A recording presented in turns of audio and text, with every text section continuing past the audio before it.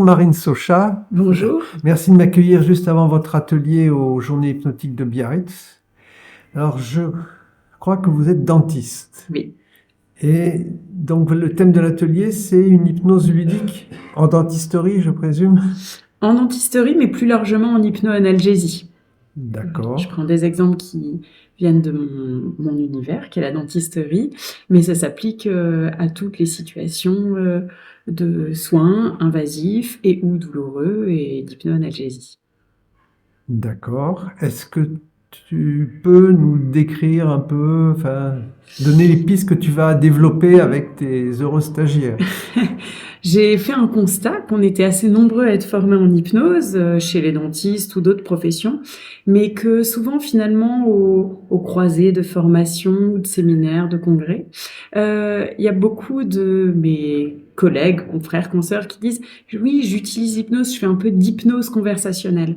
Et c'est super, mais on a tous appris à faire des trans formelles, ou plus ou moins formelles, et le but c'est vraiment d'aller oser utiliser une hypnose facilement, rapidement et de manière un peu tout-terrain, c'est-à-dire aller vers la transe quand elle est nécessaire ou spontanée ou présentée et comment pouvoir accompagner ces états de transe pour plus de confort dans le soin.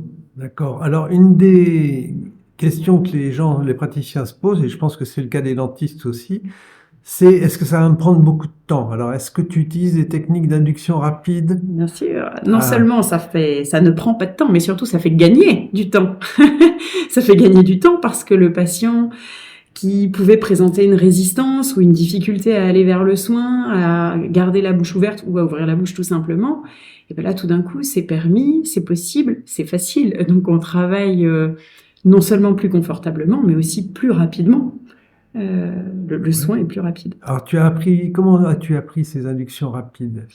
Je l'ai appris au travers de séminaires, de formations, et puis l'expérience de l'hypnose que j'ai protocolisée de manière à la rendre de plus en plus facile à utiliser. Voilà, parce qu'il y a beaucoup de personnes, même, y compris dans les gens qui font de l'hypnose, qui ne savent pas qu'on peut mettre en transe, en vraie transe, en quelques minutes, mais c'est 3 minutes, une personne qu'on ne connaît pas, oui, des fois plus vite encore. Je dirais même moins. Grosso, c'est l'hypnose de zéro, c'est en quelques secondes. Bon.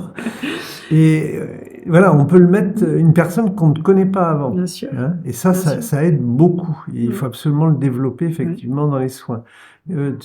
Tu peux donner une idée pour ceux qui connaissent les techniques que tu utilises, c'est quoi? Le faire comme si Non, j'utilise beaucoup finalement la mise en catalepsie directe, c'est-à-dire que on a un patient qui arrive, qui est dans un état dissocié par son anxiété à aller chez le dentiste, par l'anxiété du soin qu'il doit recevoir, et finalement le fait de proposer un objet dans les mains en disant vous êtes bien avec les mains comme ça, une main ou deux mains, oui, ok, et ben la catalepsie est faite, donc la dissociation physique, et paf, la transe a démarré à cet instant-là. Et j'aime beaucoup utiliser un objet à la fois pour proposer de la focalisation, mais en ayant déjà installé une catalepsie.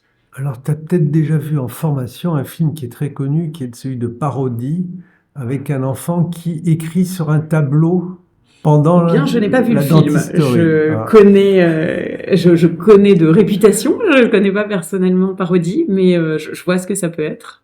Voilà. J'essaierai de te le montrer, c'est vraiment assez intéressant.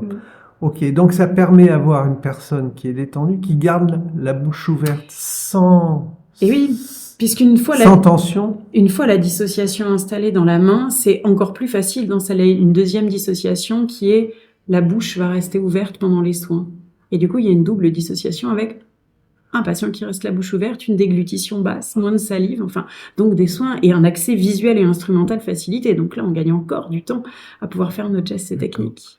Alors, il y a une chose aussi dont je voulais te parler, c'est que j'ai lu récemment quelque chose qui m'a vraiment attiré l'attention. Quelqu'un qui disait que pour faire l'anesthésie locale dentiste, il prend pas forcément l'aiguille la plus fine, parce que quand elle est très fine, la pression à la sortie du liquide à la sortie de l'aiguille est très forte. Et que finalement, on n'est pas forcément gagnant. Et c'est une bonne remarque. Alors, je fais toujours une mini transe quand je fais une anesthésie. Voilà. J'utilise de l'huile essentielle de menthe poivrée. Avec la suggestion, je vais mettre un peu de menthe Des fois, il y a une suggestion, il y en a qui vont me dire, ah, ça me rappelle le mojito, ça me rappelle le thé glacé, peu importe. L'odeur est forte, hein, on est en bouche. Dire c'est un peu d'odeur, ça endort la gencive. Comme ça, on sent moins quand on endort ou quand on anesthésie. Je peux utiliser deux mots. Finalement, je ne préviens plus. J'ai prévenu du fait qu'il allait avoir une anesthésie. Je ne préviens évidemment pas du fait que je vais piquer, mais ils sont tellement focalisés sur cette odeur et cette sensation. Et ceci étant, le fait, il faut tester, mais de mettre une goutte d'huile essentielle de menthe poivrée en frottant la muqueuse crée vraiment une analgésie locale. Et du coup, on ne sent pas l'effet le fait qu'il y ait une piqûre pour anesthésier. Alors justement, ça c'est un des principes importants, c'est appuyer une suggestion sur une réalité. Et donc il y a une anesthésie locale avec la menthe Exactement. poivrée, et en plus Exactement. il y a la suggestion qui l'accompagne, donc ça la renforce. Et qu'on aime ou qu'on n'aime pas la menthe. Alors, si c'est vraiment quelqu'un qui n'aime pas du tout la menthe, c'est pas forcément. Bon, finalement, c'est assez rare. Puis, c'est pas grave avec lui. Ah, c'est fort en goût. Bah oui, mais en attendant, c'est anesthésié. Moi, ça me va bien. Et au patient aussi, ça lui va bien d'être bien anesthésié. Et en anesthésie, on utilise les feutres parfumés. Ouais. C'est Stabilo qui faisait ça, avec Oui, lesquels oui. on met de l'odeur et la couleur qu'on veut dans le masque avant de le mettre devant enfin, c'est l'enfant qui le met et ensuite il se le met lui-même et il respire l'odeur qu'il a choisie. Donc c'est un petit peu ce que tu Ça se rejoint un peu. Eh ben, je te remercie. Je pense que Merci ça va rassurer beaucoup de personnes qui ont des enfants qui vont chez le dentiste. Voilà, Même si quand même l'image a bien changé quand même du dentiste. heureusement. Merci beaucoup. Marine et puis bonne formation. Merci.